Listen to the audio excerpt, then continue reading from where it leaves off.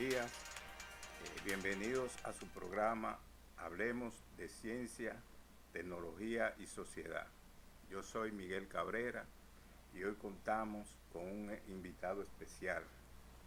Se trata de Caunabo Suárez, quien enfocará el tema relacionado con una teoría que él ha ido elaborando por muchos años sobre la antimateria y la gravedad.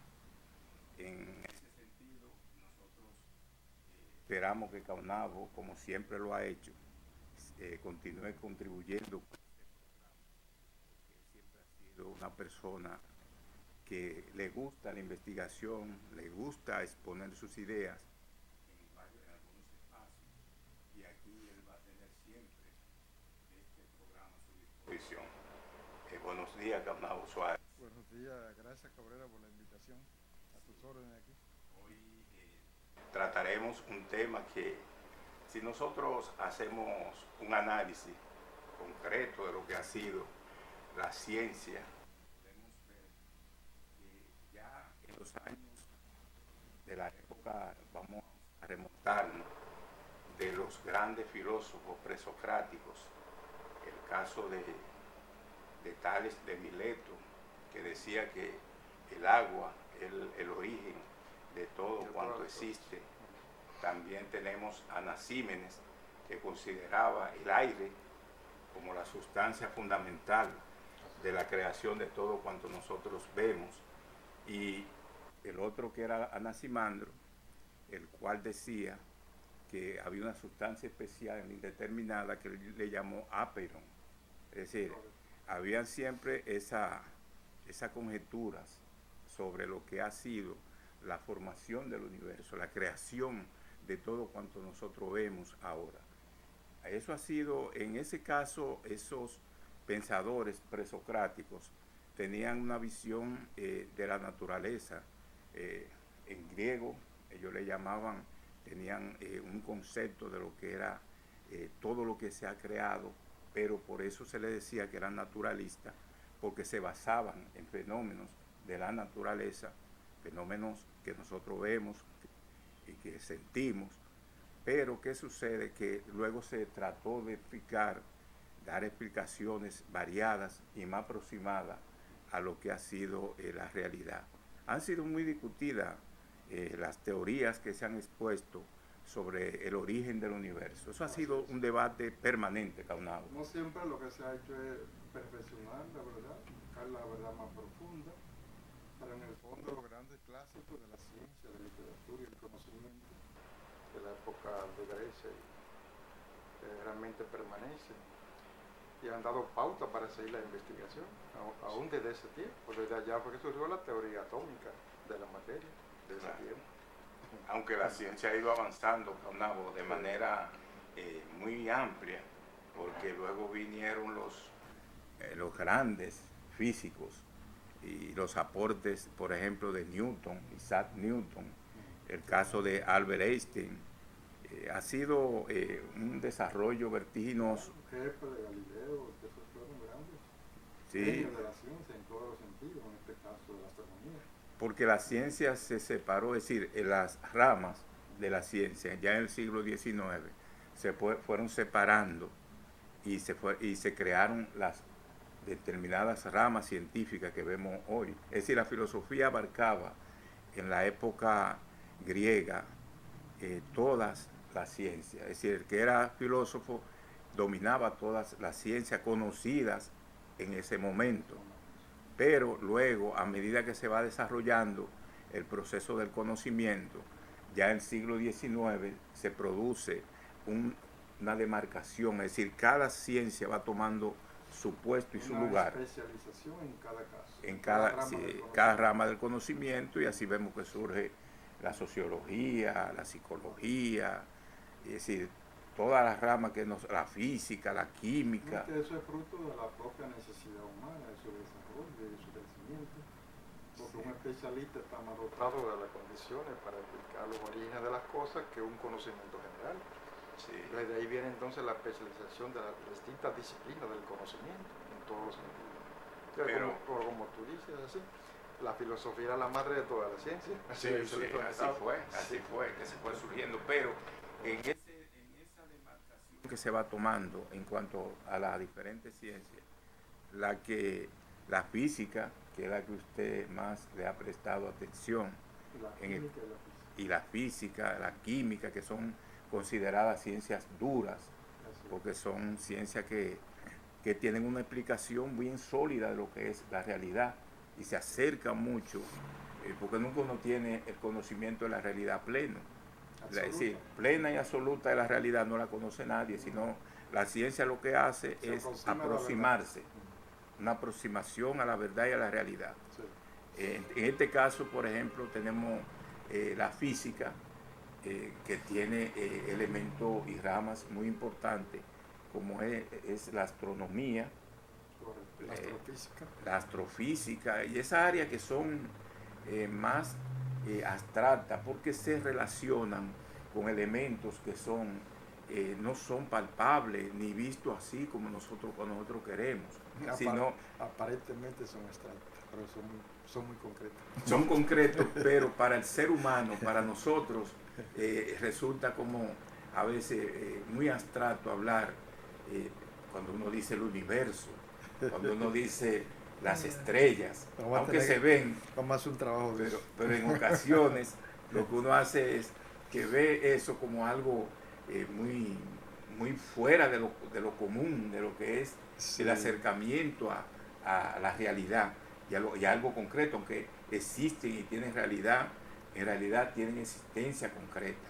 Correcto. En este caso, por ejemplo, la cosmología, que estudia el universo, la astronomía, que estudia las estrellas, los planetas, los asteroides, es decir, todos esos cuerpos que nosotros vemos, los satélites.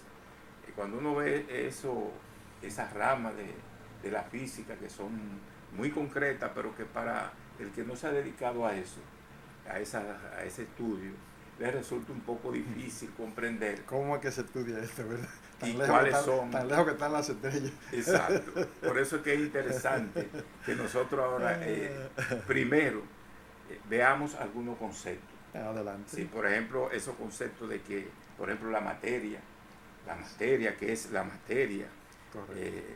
Por ejemplo, porque hay fuerzas que determinan la existencia de la materia.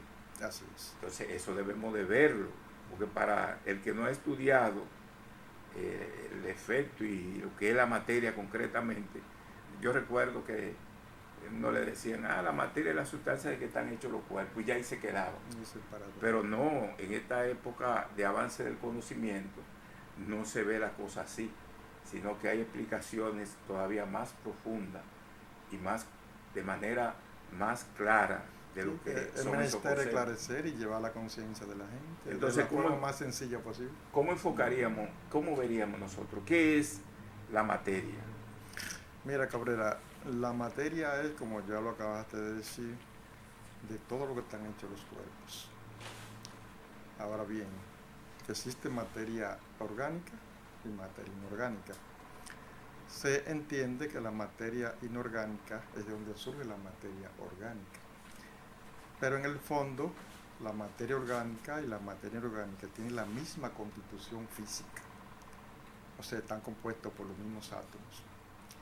La diferencia es que la materia orgánica estructuró para existir como vida, que es vida la materia orgánica, estructuró un sistema que le permite tener autonomía propia, o sea, se puede mover lo que tiene locomoción, o puede existir y alimentarse mutuamente, alimentarse y existir como especie. Esa es la diferencia entre la materia orgánica y la inorgánica.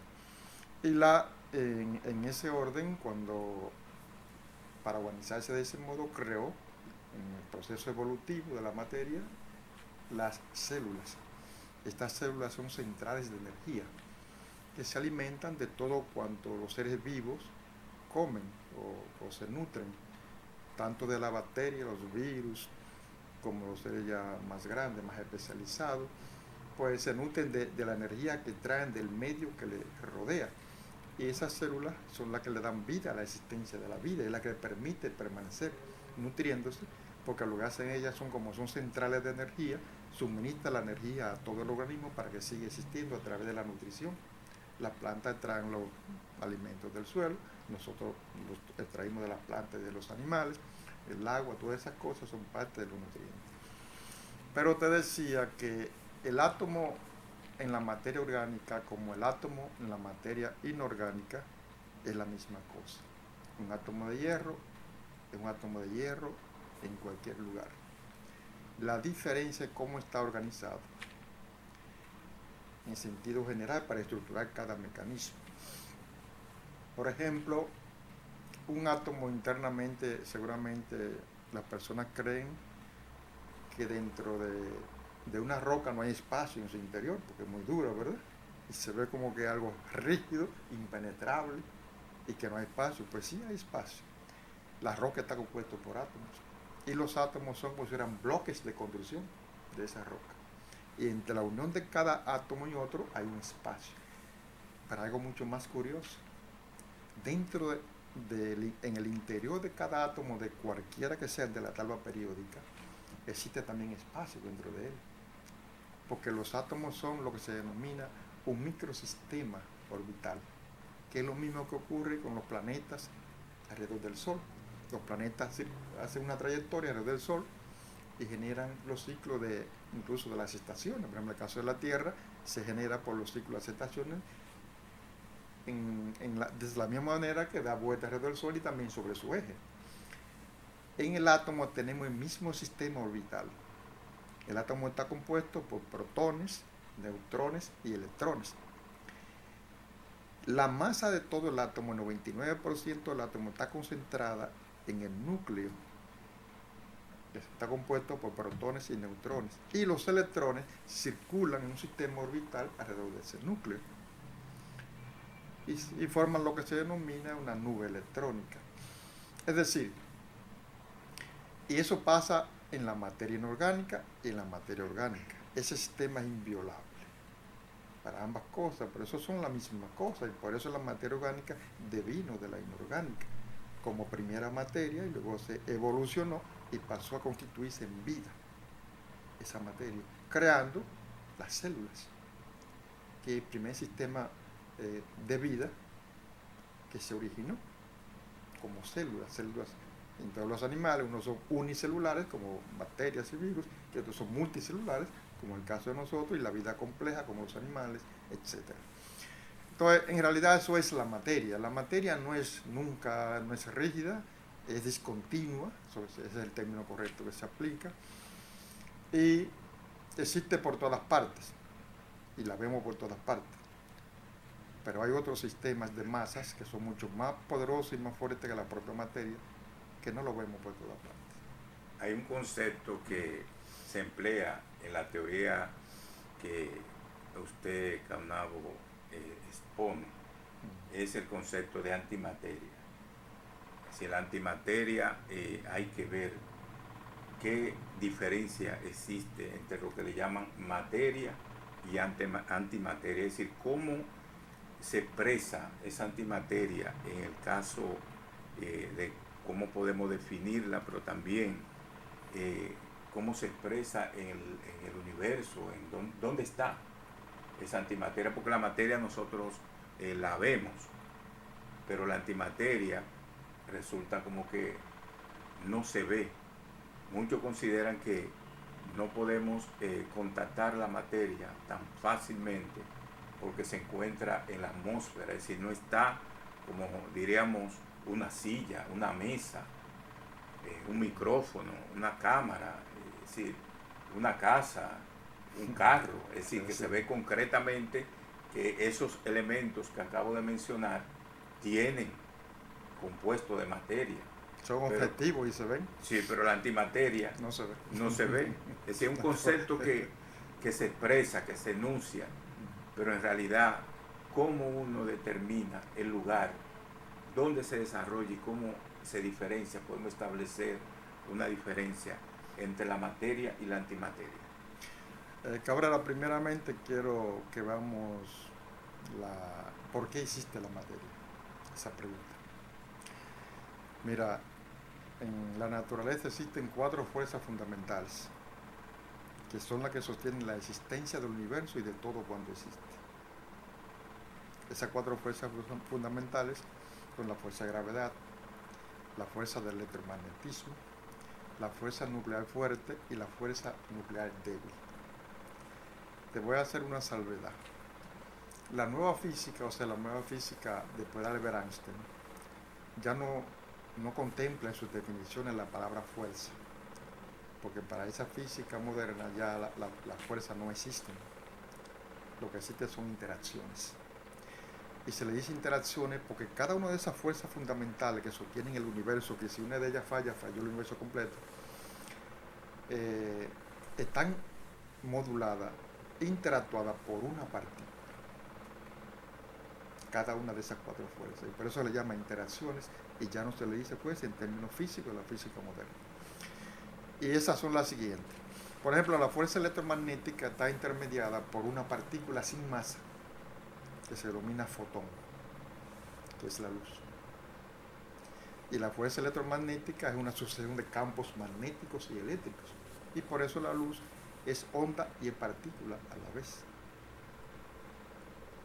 La fuerza nuclear fuerte es la fuerza que une los protones y los neutrones en el núcleo, y eso lo hace a través de otras partículas, son los quarks.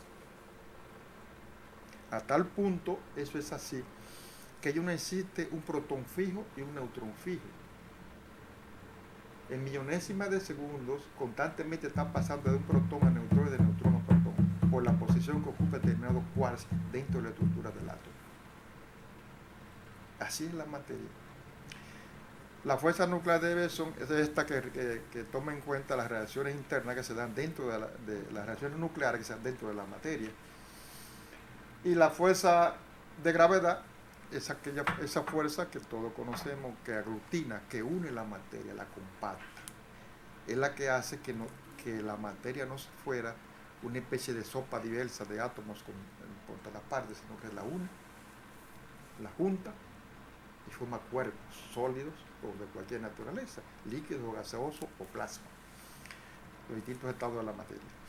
Entonces, esas 4 fuerzas están cada una. La única que no se sabe si tiene partículas o no, que la intermedia, la gravedad, porque no se ha podido determinar. Pero cada una de esas fuerzas la modula una partícula más pequeña que las estructuras, las que están dentro del átomo, o del mismo tamaño que un electrón, porque esas ni siquiera, algunas ni masa tienen, la mayoría son elementales, que no tienen masa, lo cual significa que no se pueden dividir más.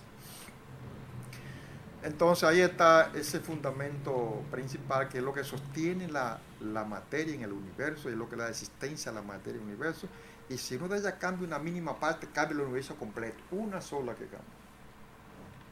Así que el universo existe por esa razón, si no, no existiera. Pasando al caso de la pregunta más concreta sobre la diferencia entre materia y antimateria, es lo siguiente. La antimateria casi viene siendo una antítesis de lo que es la materia. La antimateria, para quien nos habla, es continua, no tiene espacio en su interior y está compuesta solamente por partículas elementales, sean estas de carga, diferente carga o no, y por consiguiente no está dispersa en el universo y por eso no se ve. La razón fundamental es que no es posible, porque así como explicamos ahora que la materia tiene 4 fuerzas fundamentales que la gobiernan, la materia, la antimateria, para quien nos habla, solo tiene una sola fuerza, que es la fuerza de gravedad. Y como solo tiene esa sola fuerza, la gravedad prácticamente infinita en la antimateria. Y al tener una gravedad tan fuerte, entonces no interactúa con el campo electromagnético. Es decir, la antimateria atrapa la luz, no la deja llegar a él, la absorbe, la domina. Y por eso la antimateria no se ve. Porque para una cosa verse, tiene que interactuar con el campo electromagnético. Si nosotros apagásemos toda la luz completa aquí, total, y se forma una oscuridad absoluta, existe luz como quiera, dentro de la oscuridad. Lo que pasa es que están en forma de ondas diferentes a la luz visible, y nuestra actividad óptica está solamente preparada para ver la luz visible, no puede ver la infrarroja, no puede ver la ultravioleta, que está aquí en este medio. Si apagásemos todo y yo tengo un equipo de luz ultravioleta o infrarrojo, veo todo igual. Es decir que eso pasa con la materia y la antimateria. Podemos acercarnos a ella porque con ninguna longitud de onda se puede ver la antimateria, ni infrarrojo, ni longitud óptica, ningún telescopio, ni por ondas de radio, de ninguna naturaleza, ni microondas. Ninguna longitud de onda tú puedes ver la antimateria, porque toda la longitud de onda la absorbe. Y por eso se le llama agujeros negros. Se le dice agujeros negros, son oscuros. Nadie puede fotografiar un agujero negro.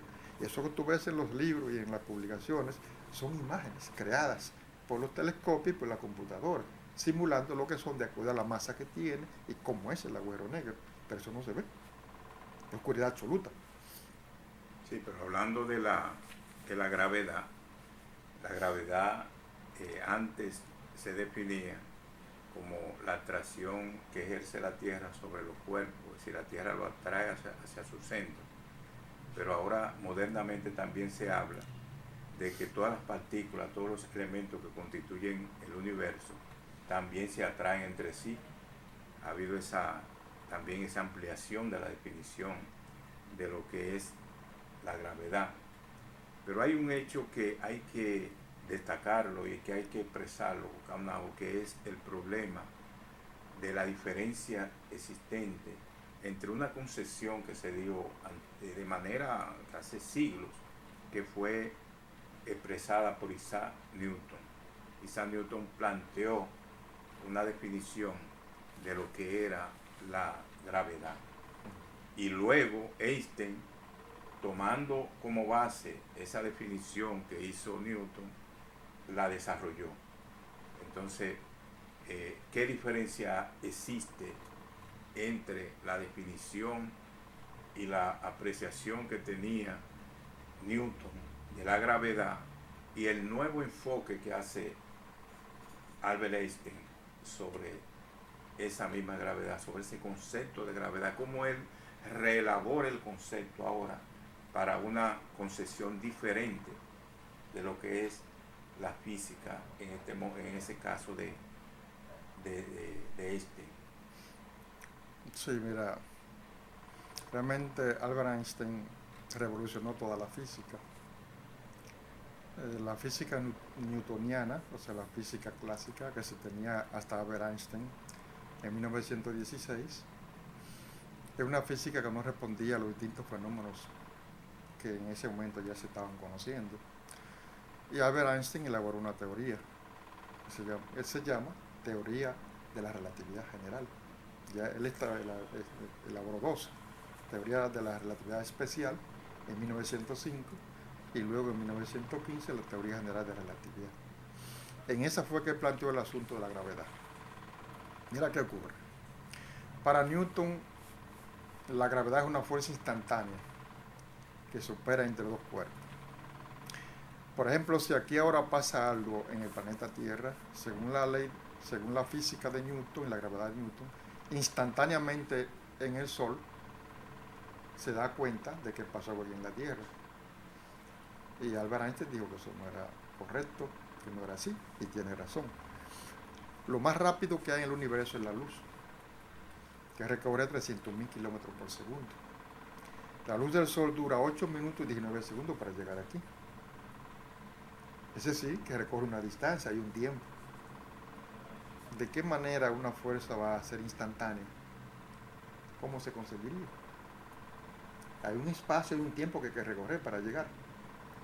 Entonces ahí vino la diferencia de la física de Newton y la concepción de gravedad y la de Albert Einstein. Entonces ahora dicen, no, la gravedad no es una fuerza que una manzana cae, cayó y la trajo la Tierra hacia su centro. Entonces él dice, lo que pasa es lo siguiente. En el universo existe lo que se llama espacio-tiempo. Eso es lo que él definió. Y el espacio-tiempo contiene todas las estructuras que se pueden ver en el cielo. Un cielo superestrellado, que todos son estrellas, y todo cuanto existe está asentado en esa tela espacio-tiempo. Ese es el concepto. y que los cuerpos se ven en esa dirección de esa tela espacio-tiempo. ¿Qué ocurre? Que la energía, que es lo mismo que decir la masa, deforma la tela espacio-tiempo. Dependiendo de la cantidad de energía, por ejemplo, un planeta deforma muchísimo más el espacio-tiempo que una montaña. Vamos a poner el caso que estuviera separada de la Tierra. Y desde luego el Sol deforma más el espacio-tiempo que la Tierra, porque el Sol tiene mucho más masa que la Tierra. Cabe 1300 más o menos Tierra en el Sol. Y el centro de gravedad, por esa razón, de todo el sistema planetario nuestro está dentro del Sol, porque contiene el Sol el 99% de la masa de todo el sistema solar. Entonces, ¿qué ocurre? Que esa masa, que vale decir que es lo mismo que la energía, deforma la tela espacio-tiempo y forma una curvatura al deformar la tela espacio-tiempo. Entonces los cuerpos se deslizan siguiendo esa curvatura hacia el centro de masa de mayor masa. Los más pequeños se deslizan hacia los más grandes, pero es siguiendo la curvatura que generan los cuerpos grandes en el espacio-tiempo. No es una fuerza, yo te decía ahorita que ya el concepto de fuerza no se usa, no es que lo atrae, es esa curvatura que lo lleva hacia allá. Es como que tú estás en una barranca de un río y coges una llave, como hacíamos cuando niños, que yo lo hacía en mi casa, y nos deslizamos hacia la barranca, para abajo, para arriba. Ese es el concepto de gravedad. No es que el río me está atrayendo a mí, es que yo me estoy deslizando por el barranco que genera el río hacia su centro. Entonces, esa es la diferencia entre la gravedad newtoniana y la einsteiniana, que se fundamentan en principios físicos distintos. Mientras que Newton la ve como una fuerza instantánea que se expresa entre dos cuerpos que se atraen mutuamente, eso sí está establecido en la ley de la gravitación universal, que establece que dos cuerpos se atraen de manera directamente proporcional e inversamente proporcional al cuadrado de su distancia. Entonces, pero eso es diferente a la gravedad en sí y de cómo se mueven los cuerpos gravitatoriamente hablando. En el caso de las partículas son con masa y sin masa, y son masas sumamente pequeñas. Por ejemplo, el electrón tiene una masa de 1.9 por 10 elevado a los 31 kilogramos, una cosa inmedible tan pequeña. Entonces, la masa es relevante, lo único es que nunca llegan los que tienen masa a tener la velocidad de la luz, esas partículas, pero se aproximan a un 99, un 98, un 90, un 25% de la velocidad de la luz, y dependiendo de la masa que tenga cada partícula. Entonces, tienen masa. Ahora bien, lo que más existe es la partícula con masa y sin masa, elementales o no, que se puedan dividir o no. Pero hay una cosa que debemos decir aquí y ahora, y es la siguiente. La gente se preguntará, ¿y cómo los cuerpos tienen masa? ¿Cómo se creó la masa? ¿Por qué surgió la masa? Y de la forma siguiente. En 1965, Higgs, un físico teórico, postuló en un congreso de la física de ese entonces que había una partícula, un bosón, que son partículas de fuerza, los bosones. Y esa partícula era la responsable de la creación de la masa. Y postuló que cuando esa partícula interactuaba en un campo que también se le llama campo de Higgs, la partícula sin masa que interactuaba con el bosón de Higgs y el campo de Higgs adquiría masa en esa interacción. Y eso fue demostrado ya. En 1912, ahora se demostró eso en el asteroide Hadrones, que está en Suiza, en los Alpes de Suiza, que tiene 8 kilómetros a varios kilómetros de profundidad. Se llama colisionador de hadrones, que es un colisionador de partículas. Y ese bosón de Higgs es el responsable junto al campo de Higgs de la creación de la masa en las partículas que no tienen masa. Las que no interactúan con ese campo y con ese bosón no adquieren masa. Para que lo hacen, sí. Y de ahí surge la materia. Y de ahí surge el origen fundamental de las partículas elementales, la materia. Y todo cuanto existe rige por el mismo principio. Ese bosón de Higgs está en nosotros igual que está en las rocas, en la luna, en cualquier estrella, en donde quiera que exista materia, ahí está eso. Y funciona exactamente igual. Hay una concepción sobre el origen del universo. Ahí ha habido, sabe Caunabo, que hay diversas posiciones e interpretaciones. Está la teológica, que considera que Dios creó todo lo que existe en la tierra. La idealista. Sí, pero hay otra concepción que se ha ido imponiendo de manera científica, que es sobre el Big Bang, esa discusión sobre el universo, sobre cómo surgió todo lo que nosotros vemos, cómo se produjo esa explosión, que así que se considera, de partículas y de sustancias. Muchos dicen que fue un polvo, algo que tenía una estructura que no era definida y que se produjo una explosión. Es decir, ¿cómo te explicaría el caso, por ejemplo, del origen del universo y qué usted considera de la teoría del Big Bang? En primer lugar, yo desarrollo ese tema en mi libro Teoría de la Antimateria y la Gravedad. Y considero que el Big Bang no existió como se le concibe. Pienso que es una teoría muy aceptada en el ámbito científico, casi unánimemente. Pero yo tengo conceptos diferentes fundamentándome en la física. Para mí el Big Bang, en el sentido de que fue toda la energía se concentró en una partícula muy pequeña, más pequeña que un átomo, reunió tanta energía y tanta temperatura que en un momento estalló y surgió el universo. Ese es el concepto. Yo no creo en esa teoría. Me parece que va contra la física, por una razón fundamental. La gravedad no es una fuerza que dispersa, la gravedad es una fuerza que contrae. Y no se conoce aquí que la gravedad haya actuado de otra manera diferente, hasta ahora en la historia de la ciencia de la humanidad. Entonces, yo pienso que eso no ocurrió, que el Big Bang tal como se le define, no, yo sí creo que hubo un Big Bang, pero no así. Porque surgió de la antimateria el universo que hay ahora, nuestro universo y el multiverso, que se tiene una teoría, y estoy de acuerdo con ella, de que existen múltiples miles y trillones de universos como este. Entonces, para mí los universos surgen mediante la colisión de gigantescas, enormes singularidades. Las singularidades son masas enormes, gigantescas de antimateria. Y que esa colisión, cuando todavía no existía el universo, sino el espacio sidéreo en el vacío absoluto, que ahí fue donde surgió la antimateria. La antimateria no surgió aquí ahora, en el universo nuestro. Para nuestro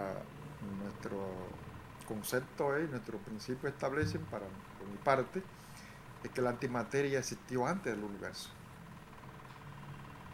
El universo, la antimateria, la materia surgió de la antimateria, y dentro del espacio-tiempo de nuestro universo, el que nos tocó a nosotros y donde vivimos, ahí quedó también atrapada antimateria que existía antes de existir el universo. Entonces, esa colisión, esas gigantescas singularidades, hubo una enorme cantidad de distribución de energía, de dispersión en todo el espacio, que fue lo que generó entonces el surgimiento de la materia. Esas partículas comenzaron a interactuar, y después de más o menos, aproximadamente, según se estima, unos 300 millones de años del universo, comenzó la materia a organizarse como tal, y comenzaron a formarse las partículas elementales dispersas por todas partes, comenzaron a crear las condiciones físicas, luego el universo se enfrió y comenzó a crear las condiciones para que así fuese. Pues entonces la materia comenzó a actuar.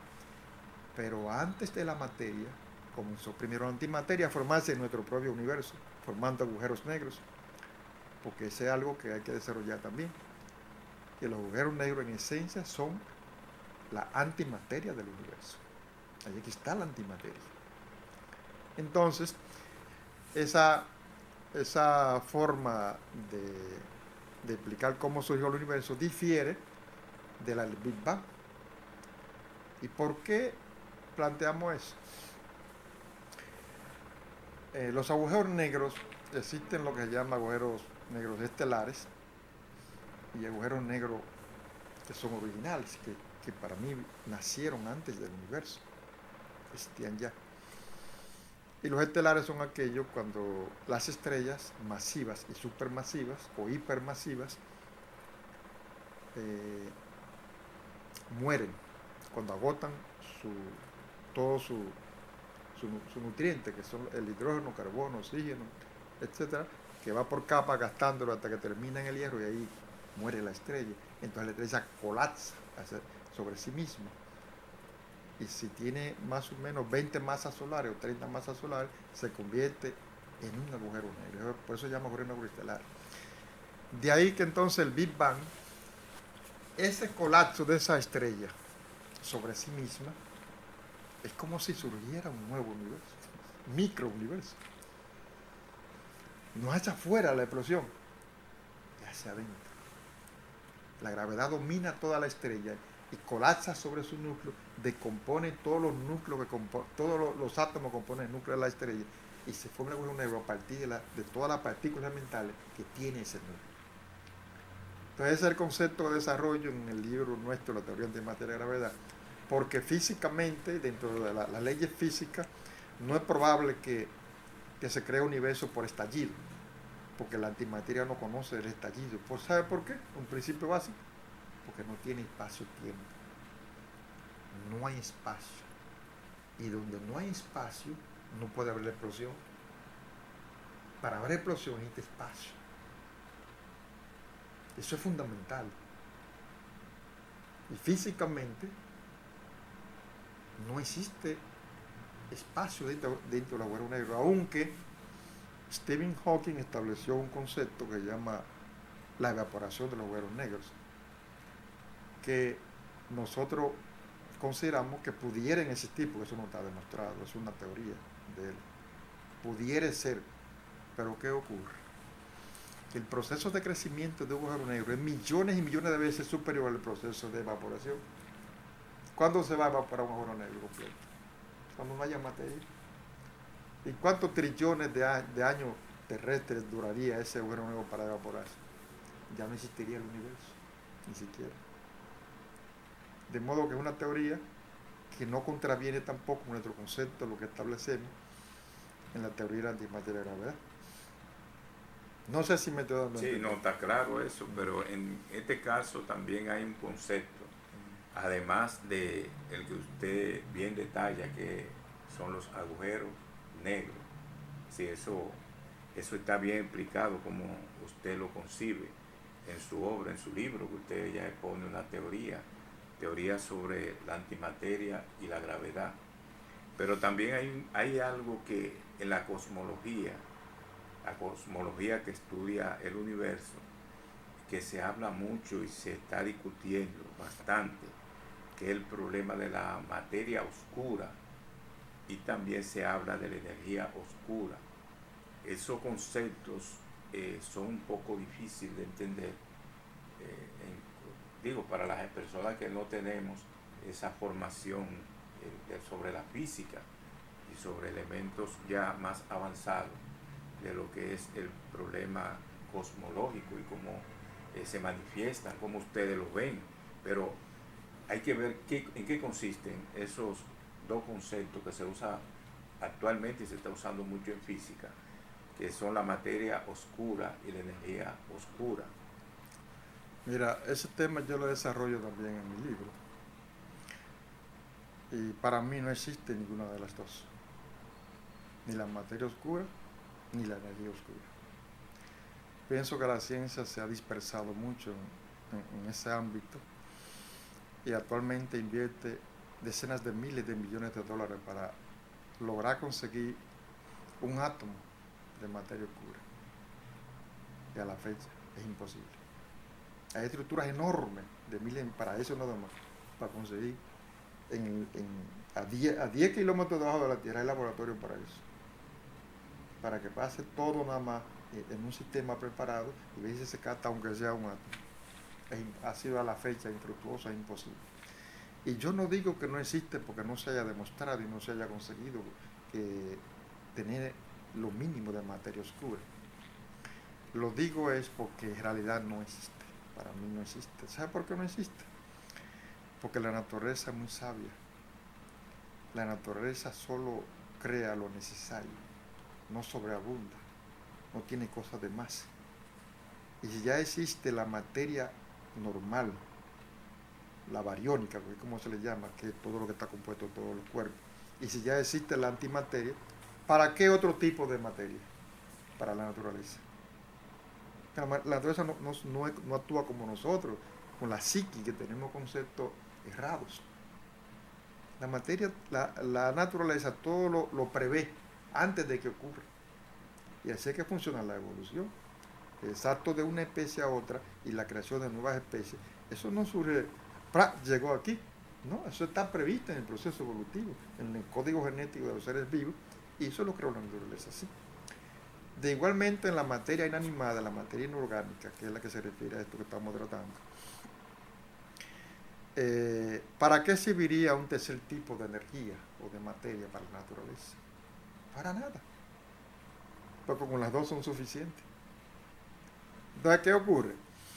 Que el fundamento básico de todos los científicos que creen en la materia oscura y la energía oscura está en el hecho de que cuando se enfocan determinadas regiones del universo, notan que hay una cantidad de materia o de gravedad, que es lo mismo que decir materia que esté por ahí, por encima de lo que se espera que debía haber ahí en ese punto. Entonces se considera que es una materia que no se ve, oscura, y que los telescopios no pueden verla. Pero ¿qué ocurre? ¿Qué es lo que son los agujeros negros? Eso mismo, los telescopios no pueden verla. Entonces una gran parte del mundo científico estima ahora como materia oscura y energía oscura en realidad son el antimateria. Y pasa lo siguiente. Todas las galaxias chocan una con otra. Aparecen colisiones. En nuestra galaxia ha habido 3 colisiones fundamentales en 3 épocas de su evolución. Pero al mismo tiempo en nuestra galaxia hay miles y millones de pequeños agujeros negros que alrededor de ellos orbitan estrellas. Y entonces existe un agujero negro central que dirige toda la galaxia, que se llama Sagitario A, que es el agujero que mueve toda la galaxia de más de 200.000 millones de estrellas. Pero que hay pequeños agujeros negros y esas son las perturbaciones gravitacionales que dicen los científicos que creen en esa teoría, lo que demuestra la existencia de la materia oscura, pero que en realidad son pequeños agujeros negros no visibles por los telescopios, porque el telescopio solo ve ondas electromagnéticas de la naturaleza que sea, no puede ver otra cosa, y eso es lo que analiza un telescopio para determinar un objeto en las distancias estelares. Y como no puede, como no interactúan los pequeños agujeros negros con el campo electromagnético, pues no puede saberse que están ahí.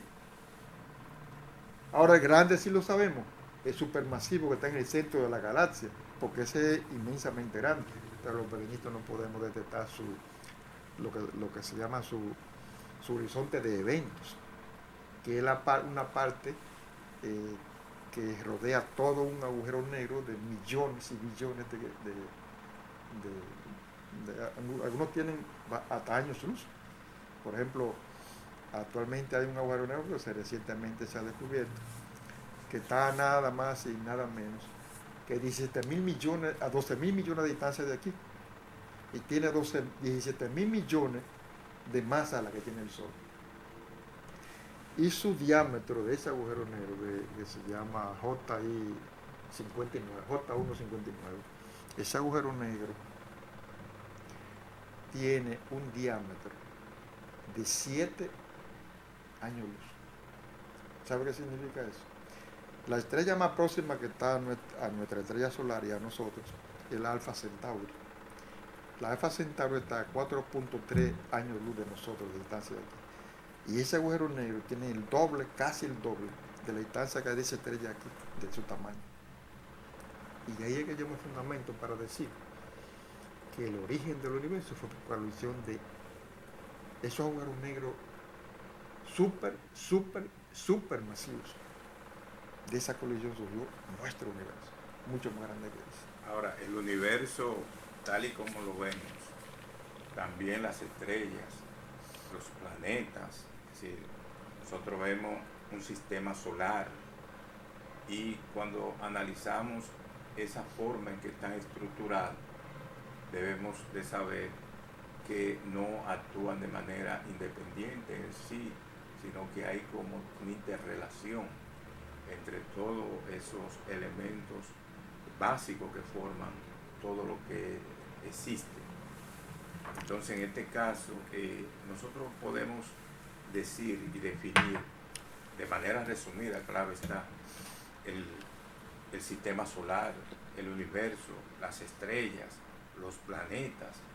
Es decir, ¿qué son todo eso que nosotros como conceptos podemos decir de eso que vemos y que en ocasiones no tan simples se puede analizar? Es decir, ¿qué interacción existe entre todo ese conglomerado de elementos que aparecen en la naturaleza y en el espacio? Es decir, para nosotros poder hacernos una idea de su funcionamiento, porque cada uno tiene una tarea, una función que cumplir. Los planetas, las estrellas, los asteroides, la galaxia, que usted acaba de mencionar y hablar sobre ella. Entonces, ¿qué pasa ahí? ¿Cómo podemos nosotros decir y expresar una idea clara de cada uno de esos sistemas que se presentan en el universo y en la naturaleza como tales? Y en la vida cotidiana, si uno se hace la interrogante, ¿qué funciones hace? ¿Cómo nosotros estamos también formando parte de cada uno? Por ejemplo, aquí el caso del planeta Tierra, formamos toda una amalgama de sistemas en lo cual hay una interrelación entre todos esos elementos que conforman el universo. ¿Cómo se podrían definir y enfocar cada uno de ellos? Mira, en el universo no hay nada al azar. Obedece las leyes que van a morir, a las interacciones, a las fuerzas fundamentales. Y está organizado de tal modo que, como está organizado nuestro cuerpo, con los átomos que tiene. Así como funcionan los átomos en nuestro cuerpo, funciona el sistema, el universo. Exactamente igual. Solo que los átomos es micro y el universo es macro. El caso más entendible, el sistema planetario nuestro, al que nosotros pertenecemos, que es el Sol, que es nuestra estrella. Que estamos regidos por leyes que nos llevan a movernos alrededor y desarrollar una trayectoria alrededor del Sol. En este caso, para dar una vuelta completa al Sol dura 365 días del año, que es la vuelta de traslación, como se le llama, la trayectoria alrededor del Sol. Y desarrolla una trayectoria que tiene lo que se llama perigeo y apogeo, cuando está más cerca del Sol o cuando está más lejos. Y así lo hacen todos los planetas, cada uno sigue una trayectoria. Es decir, que todos los cuerpos están organizados, pero no hemos visto nunca que ha chocado ningún planeta con otro, ¿verdad? Ni va a ocurrir, a menos que no aparezca un agujero negro y se le acerque y perturbe el sistema completo, con un cuerpo masivo que atraiga a otro o lo dispare al espacio, como puede pasar.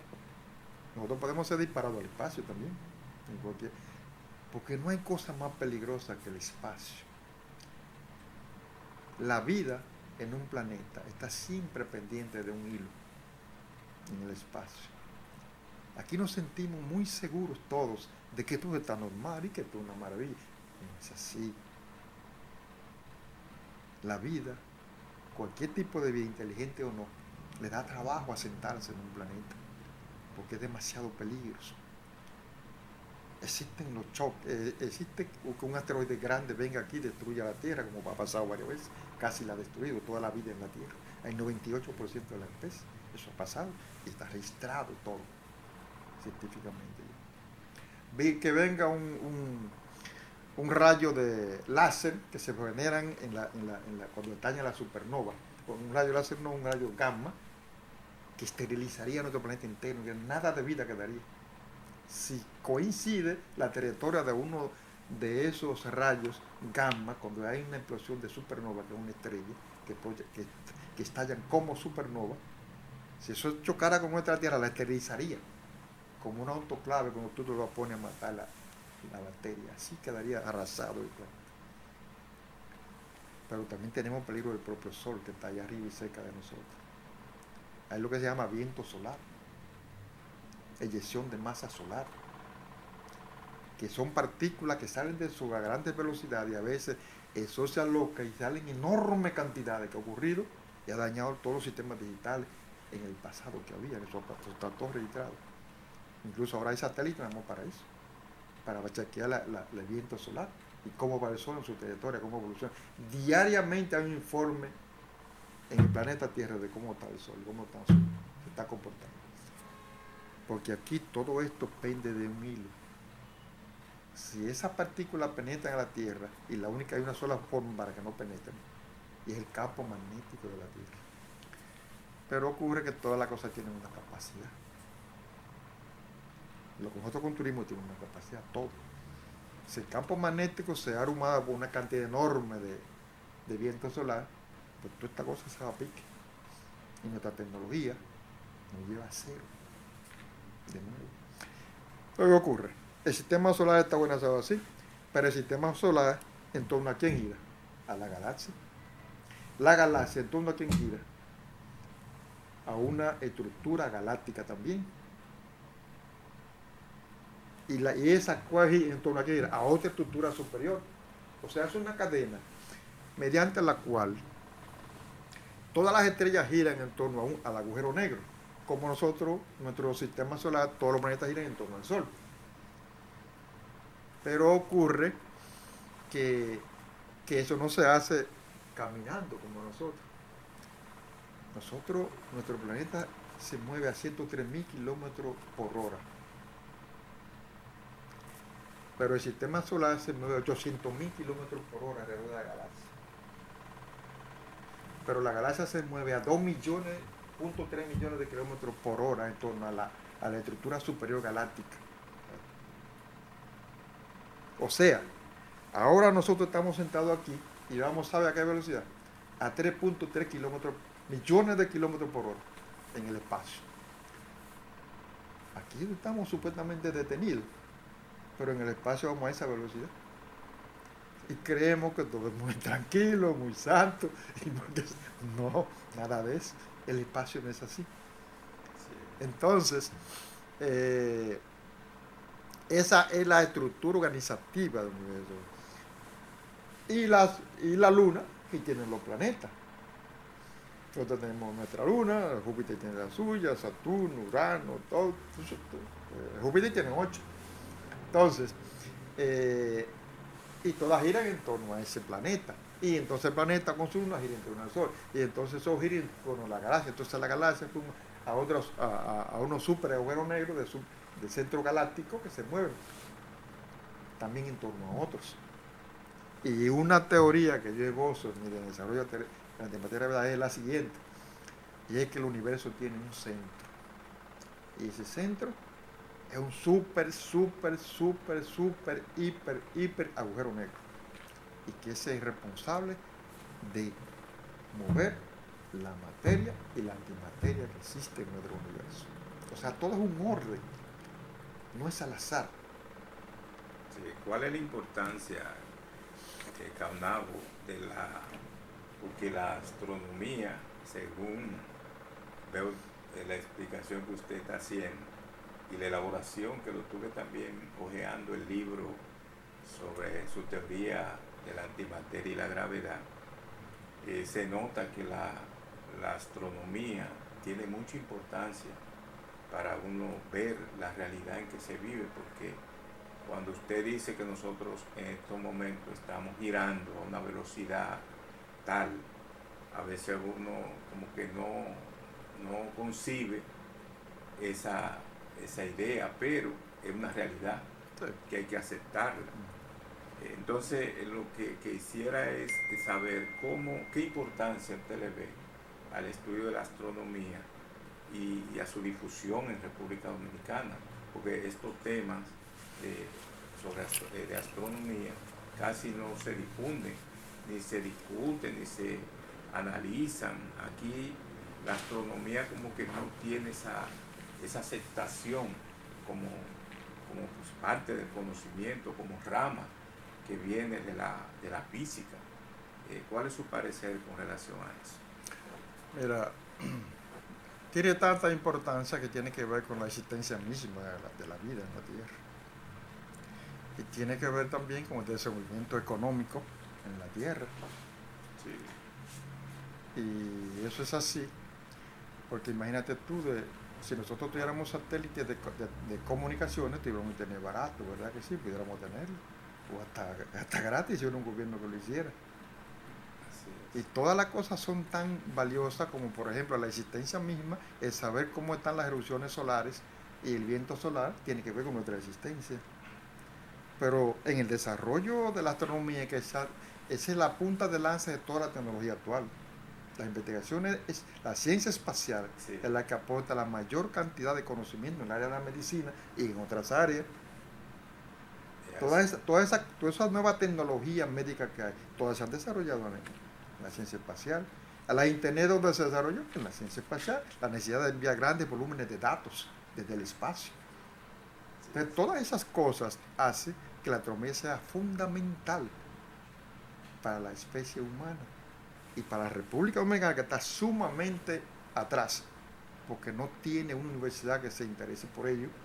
No, por ejemplo, en países más pequeños como nosotros existen ya licenciaturas de astronomía y astrofísica. Sí. Y aquí ni siquiera un curso se da de astronomía y astrofísica. O sea, estamos en una situación débil.